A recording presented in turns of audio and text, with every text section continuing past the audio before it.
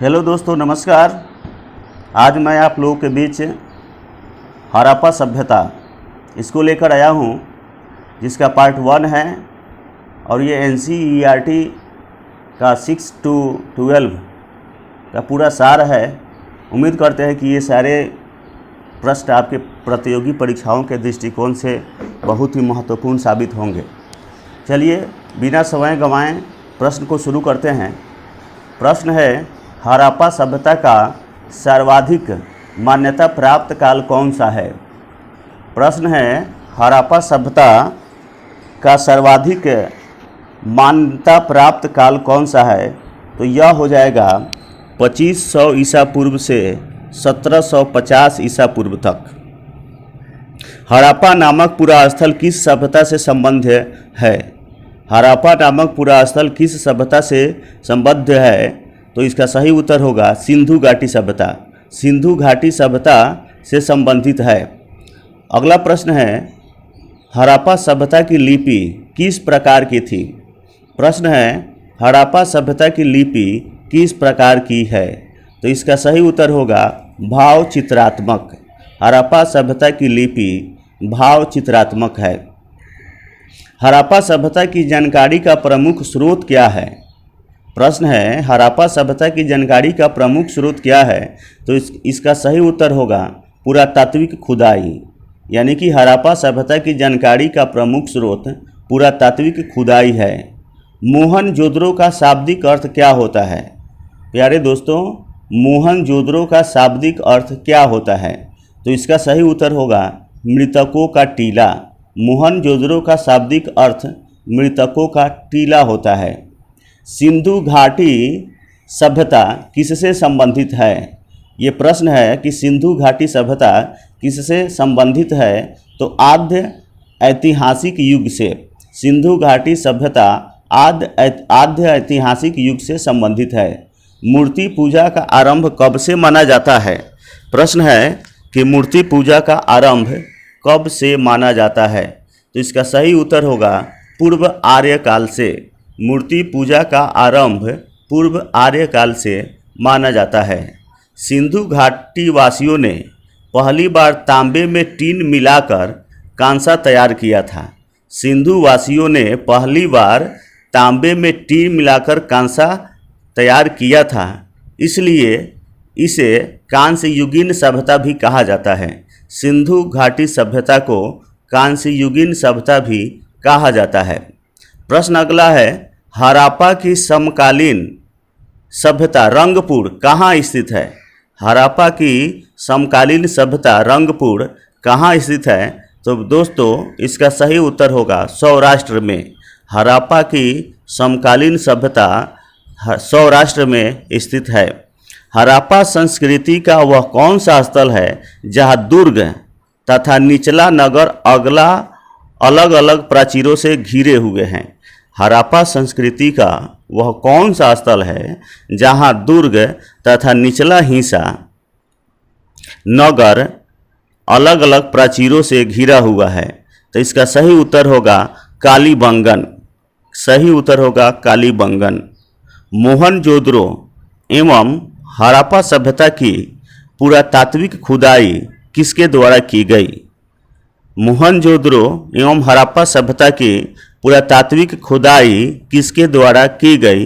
तो सही इसका उत्तर होगा सर जॉन मार्शल द्वारा। सर जॉन मार्शल द्वारा। हड़प्पा कालीन स्थलों में अभी तक कौन सी धातु की प्राप्ति नहीं हुई है? हड़प्पा सभ्यता में अभी तक किस धातु की प्राप्ति नहीं हुई है? तो इसका सही उत्तर होगा लोहा। सिंधु घाटी के लोग किसकी पूजा करते थे? तो प्यारे दोस्तों, सिंधु घाटी के लोग मातृ देवी की पूजा करते थे। सिंधु घाटी के लोग मातृ देवी की पूजा करते थे। उत्खनित प्रमाणों के अनुसार सिंधु सभ्यता का स्थल बनावली जो कि हरियाणा में है, घग्गर और उसकी सहायक नदियों की घाटी में स्थित है। धौलावीरा नामक पुरातात्विक स्थल किस राज्य में स्थित है? धौलावीरा नामक पुरातात्विक स्थल किस राज्य में स्थित है? तो तो प्यारे दोस्तों, यह गुजरात में स्थित है। धौलावीरा नामक पुरातात्विक स्थल किस राज्य में स्थित है? तो यह गुजरात में स्थित है। हड़प्पा संस्कृति के संदर्भ में शैलकृत स्थापत्य के प्रमाण कहाँ से प्राप्त हुए हैं? हड़प्पा सभ्यता के संदर्भ में शैलकृत स्थापत्य के प्रमाण कहाँ से प्राप्त हुए हैं? तो इसका सही उत्तर होगा धौलावीरा से। लोथल को लघु हड़प्पा या मोहनजोदड़ो भी कहा जाता है। लोथल को लघु हड़प्पा या लघु मोहनजोदड़ो भी कहा जाता है। इसके पूर्वी भागों में एक गोदीवारा का साक्ष्य मिला है। लोथल के पूर्वी भाग में एक गोदीवारा का साक्ष्य मिला है। हड़प्पा कालीन मोहरों का सर्वाधिक प्रचलित आकार कैसा है? हड़प्पा कालीन मोहरों का सर्वाधिक प्रचलित आकार कैसा है? तो इसका सही उत्तर होगा वर्गाकार। हड़प्पा में जो मुद्रा प्रचलित हुआ करती थी उसका आकार वर्गाकार हुआ करता था। हड़प्पा संस्कृति की मोहरों पर घोड़े का अंकन नहीं हुआ है। हड़प्पा संस्कृति की मोहरों पर घोड़े का अंकन नहीं हुआ है। आधुनिक देवनागरी लिपि का प्राचीन रूप क्या है? आधुनिक देवनागरी लिपि का प्राचीन रूप क्या है? तो इसका सही उत्तर होगा ब्राह्मी लिपि। आधुनिक देवनागरी लिपि का प्राचीन रूप ब्राह्मी लिपि है, जो बाएं से दाएं की ओर लिखा जाता है। बाएं से दाएं की ओर लिखा जाता है। विश्व में सबसे पहले कपास की खेती का आरंभ कहाँ प्रारंभ की गई थी? तो इसका सही उत्तर होगा भारत में। भारत में सबसे पहले कपास की खेती की प्रारंभ की गई थी। सिंधु सभ्यता की समकालीन मिस्र की सभ्यता नील नदी के तट पर विकसित हुई थी। सिंधु सभ्यता के समकालीन मिस्र की सभ्यता नील नदी के तट पर विकसित हुई थी। सिंधु घाटी सभ्यता से संबंधित वृषभ मुद्रा किस पुरातात्विक स्थान से प्राप्त हुई थी? सिंधु घाटी सभ्यता से संबंधित वृषभ मुद्रा किस पुरातात्विक स्थान से प्राप्त हुई थी? तो इसका सही उत्तर होगा मोहनजोदड़ो। सिंधु घाटी सभ्यता से संबंधित वृषभ मुद्रा मोहनजोदड़ो से प्राप्त हुई थी। मृन पट्टिका पर उत्कीर्ण सिंह युक्त देवता की मुहर कहाँ से प्राप्त हुई है? मृन पट्टिका पर उत्कीर्ण सिंह युक्त देवता की मुहर कहाँ से प्राप्त हुई है? तो इसका सही उत्तर होगा कालीबंगन से। मृन पट्टिका पर उत्कीर्ण सिंह युक्त देवता की मुहर कहाँ से प्राप्त हुई है? तो इसका सही उत्तर होगा कालीबंगन से।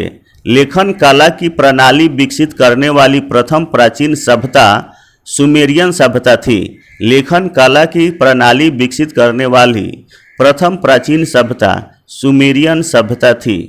सिंधु घाटी तथा गैर आर्य सभ्यता थी। सिंधु घाटी सभ्यता गैर आर्य सभ्यता थी क्योंकि यह नगरीय सभ्यता थी, जबकि आर्य मुख्यतः कृषि पर आधारित थे।